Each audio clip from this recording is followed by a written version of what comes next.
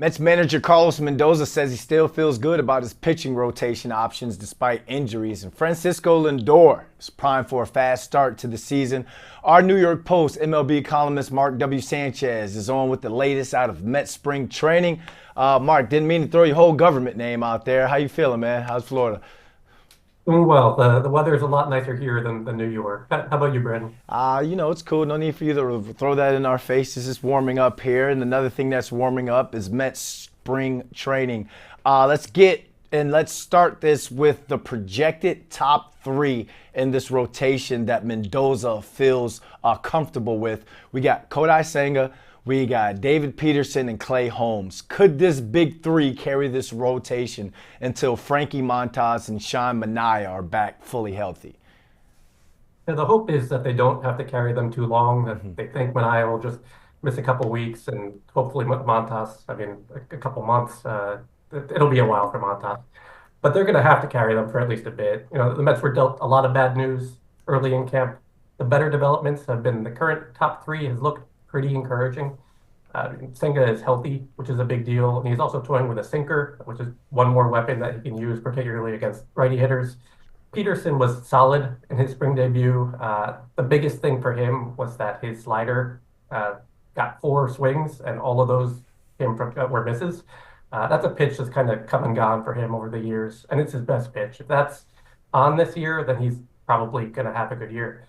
And Clay Holmes has probably been the talk of Mets camp.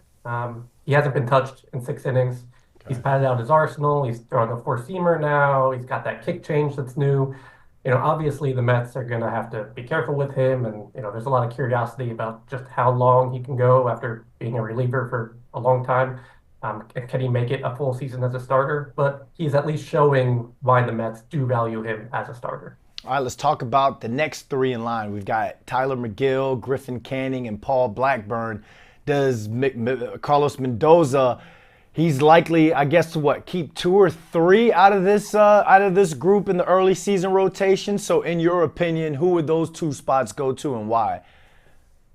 Generally, the Mets will go to a six-man rotation pretty often this year, but at least for the first couple of weeks of the year, because they're a bunch of baked-in off days, they can stick with five. So that means it's probably going to be two of these three. And it's going to be an interesting call because McGill seems to always find himself in the rotation at the beginning of the year, but he's the only one of these guys who can be optioned, which might make him the odd man out, and he might start a season in Syracuse.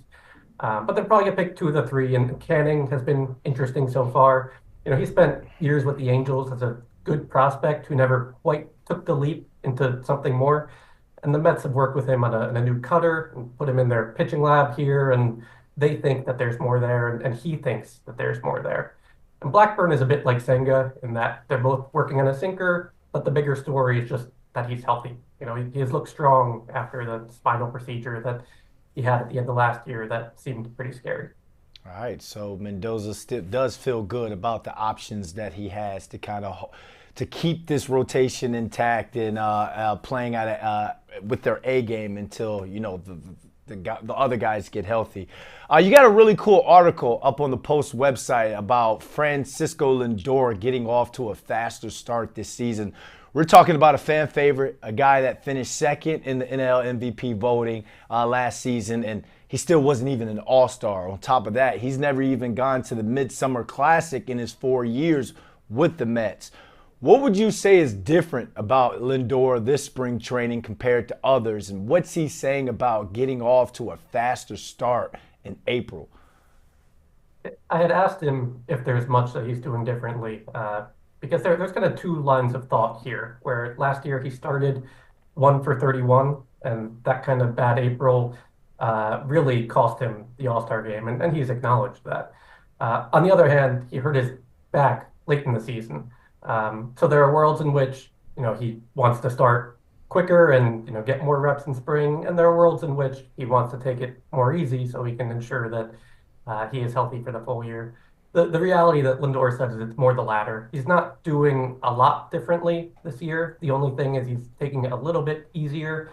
He has not gone in back-to-back games yet, which by this point last year he already had.